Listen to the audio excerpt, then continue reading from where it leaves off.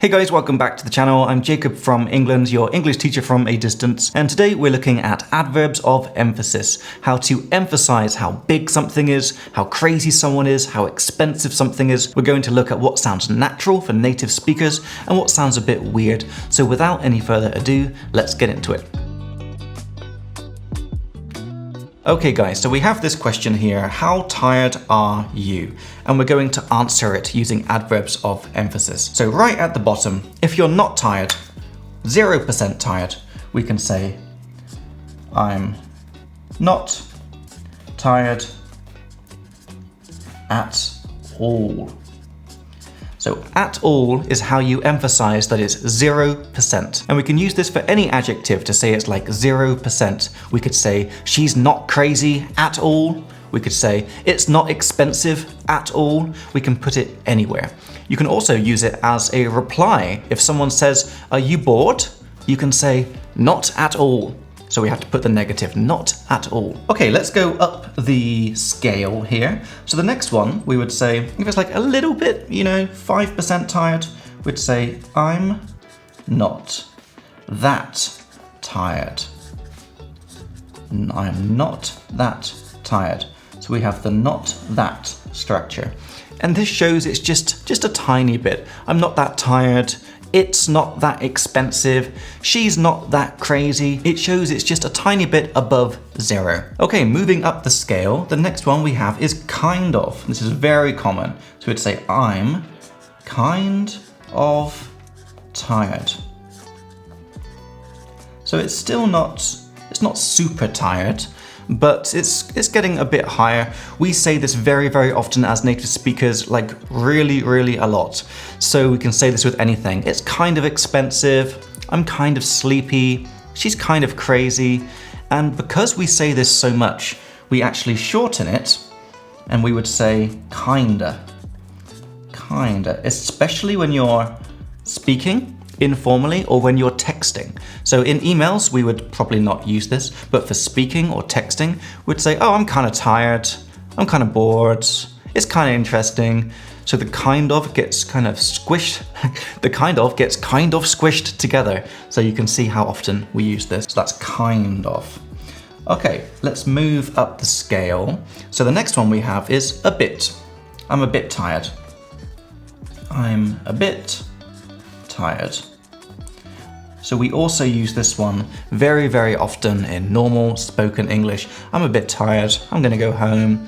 It's a bit expensive. I don't know if I want to buy that new iPhone. It's a bit expensive. She's a bit crazy. I'm not sure I want to date her. She's a bit crazy. And we can make this go up a bit and down a bit. We could say, I'm a little bit tired.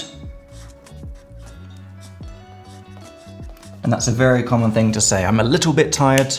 I'm a bit tired, she's a little bit crazy, and it makes it go down. Okay, the next level up, we have pretty and quite. I'm pretty tired. Or, I'm quite tired. Now, which one do you think is used more often by native speakers? And there is a correct answer. And the correct answer is pretty.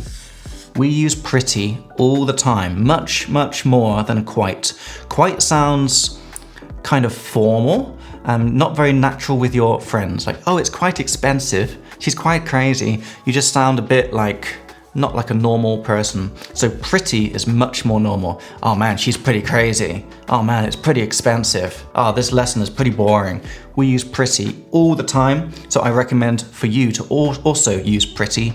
But if you're in a more formal situation, maybe you're in a business meeting, or you're writing an email, then we would say quite. Oh, this is quite serious. This is quite a big deal. Okay, let's go up to the next level.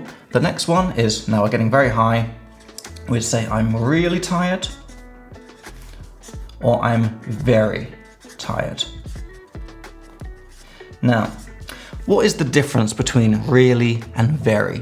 Now, this is actually really interesting in English because the difference is about the emotion. When we say I'm really tired, it has lots of emotion in it. So when you feel emotions about something, we use really. Like, oh man, it's really boring. Oh, she's really sexy. Oh, he's really cool. It's really interesting. It shows some emotion.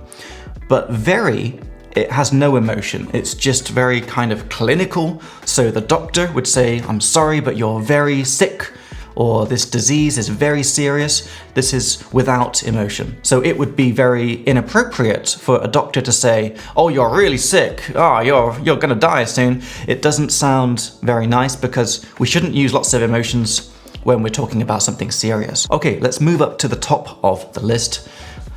To be honest, this is more or less the same as really or very. This is a general emphasizer. I'm so tired. Oh man, I'm so freaking tired. I don't want to go out for drinks tonight. I'm just so tired. So, to be honest, this is the same as really or very. It's just a general emphasizer and it sounds like a lot. Okay, there is one more, which is above the limit here, which would be I'm too tired. So we've talked about this before. Remember, when you go above the safe limit, we use too. So too is always a bad thing. It means you've gone above the limit and now something bad has happened. For example, you could say, I'm too tired to do the podcast today. This means I've gone above the good limit and now I can't do the podcast because I'm too tired. Or it's too expensive. It means it's gone above my limit and now I can't buy it because it's too expensive. So guys, this is a nice kind of scale of how to emphasize things. And remember, we can use this with any adjectives you like. So at the bottom, we've got I'm not tired at all. Then we've got a little bit, I'm not that tired. Then I'm kind of tired, or I'm kind of tired. I'm a bit tired, or I'm a little bit tired. I'm pretty tired, or I'm quite tired. I'm really tired or very tired. I'm so tired, and I'm too tired. And remember, you don't have to worry about memorizing any of this stuff thanks to our beautiful leaflet here, which has a summary of every topic from this course. So you can see here, there's a nice little box on adverbs. So everything we've just talked about is in there, and you can download that in the description as well. Lastly, you can also check out the English with Jacob podcast to practice your English listening skills. I have fun conversations with other native speakers and English learners, learn some new vocab together and have a bit of a laugh. You can check out the link for that in the description as well. Thanks so much for watching, guys, and I'll see you in the next video.